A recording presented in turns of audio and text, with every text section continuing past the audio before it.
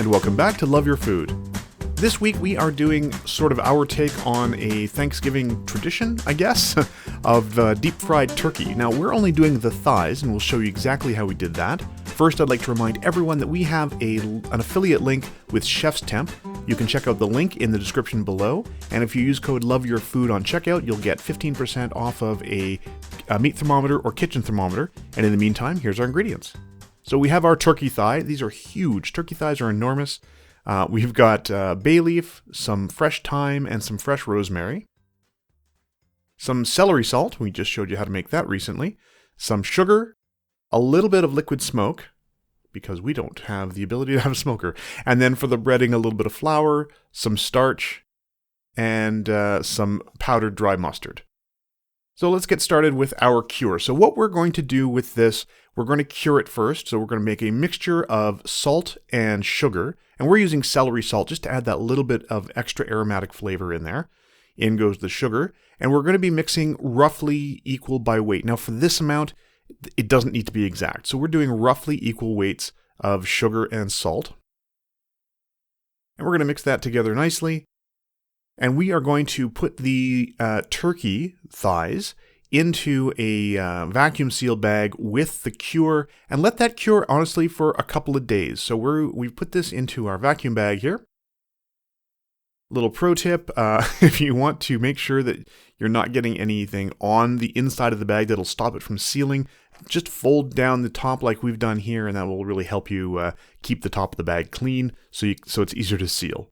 So we're going to put some of these great aromatics in there as well. We've got the bay leaf, which we've crunched up a little bit there. You can see Chef Caleb sort of mooshed it up beforehand. Some of those thyme sprigs as well, and that rosemary. Now we've put most of this on the meat side. And on top of that, we're going to add a fair amount of our cure.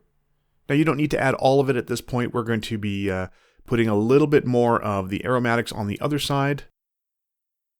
So there we go. So just, put a couple on the skin side as well. And a little bit more of that cure. You want the cure to be really covering the whole piece of meat in there.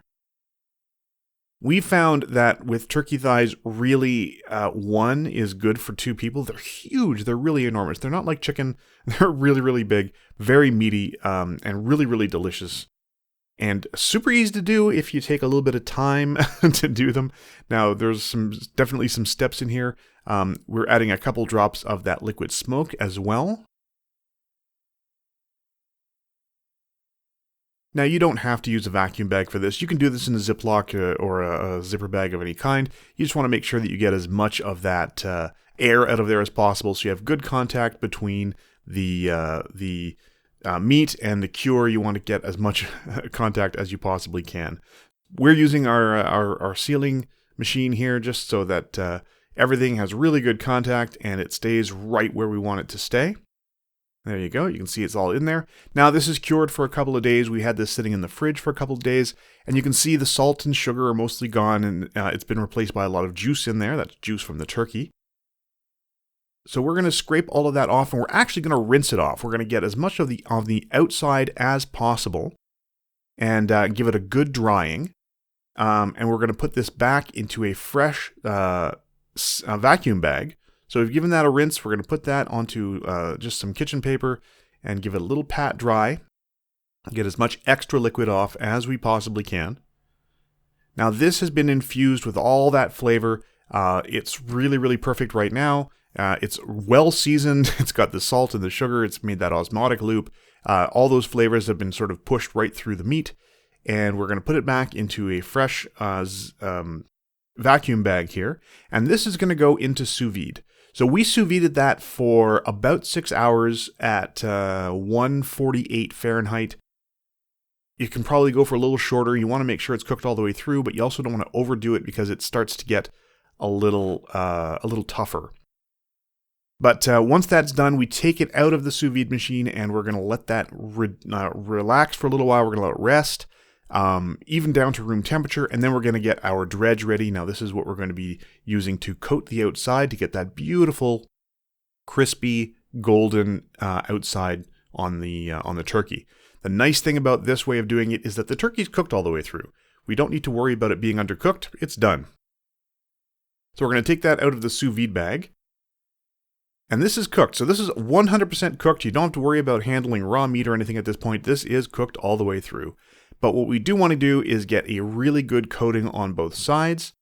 And you can either do it this way when it's still a little bit warm or room temperature. It doesn't really matter.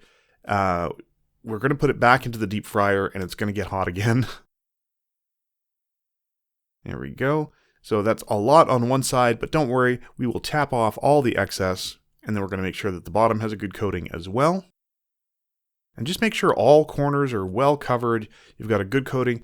Whatever starch you like. We've got flour starch and mustard in here. And we happen to have tapioca starch on hand. Rice starch will work fine. Potato starch will work fine. Corn starch will work fine. Whatever you happen to have on hand. They're all very, very similar in this usage.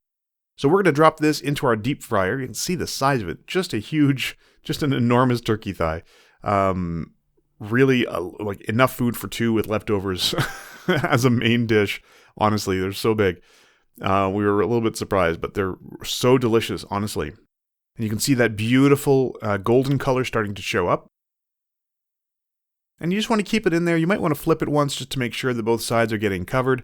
You don't need a deep fryer for this. You can do this in a Dutch oven or in a skillet or whatever. It's fine. You just want to keep an eye on that temperature, not changing too much. Then we're going to take that out and let it rest just a little while. We don't need to season this. The meat has already been seasoned by that cure, so it is, it's got plenty of salt inside. It doesn't need to have any new seasoning added. It is fine just the way it is. We do want to let it rest just a little while before we cut into it so that we don't, let all the juices leak out, because I'm going to tell you right now, this was so juicy. It was amazing. And it's also not really what you'd expect from like a deep fried bird. It's not like chicken. It's quite meaty. It's almost more like beef with that cure in there. It's got kind of a bacony flavor. Really, really tasty. Really, really excellent. And you can see just how juicy that is in there. It's not dry at all. It's not flaky. It's beautiful and juicy. The skin gets nice and crispy.